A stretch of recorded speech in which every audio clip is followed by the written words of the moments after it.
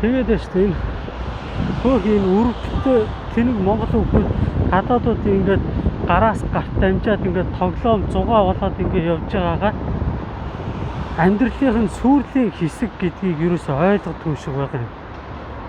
Эмэгтэй хүн нэг тэгээ буруу замаар орчхоор тэндээсээ гарч чаддгүй байна. Тэр чигээр явсаар байгаа тэгээ төгсгөл нь үрдэг. Төгсгөл нь юусоо ингээ мэдээ зарим хүмүүс хэлбэр санагдав. Чи энэ төгсгөлөө хардаа гэдэг ингээ болгон хог түгөө явж байгаа эмэгтэй. Эмэгтэй хүн ер нь 40 гараад эмэгтэй хүнийг ер нь ирчүүл тоохоо байдаг юм л та. Одоо тэр нөө нэг байранд хажуу өрөөнд байгаа тэр нэг охин байж тээ нөө нэг Туркийг тэр 9 шидээр нь загинж ийн гэсэн шүү дээ. Тэр яах вэ?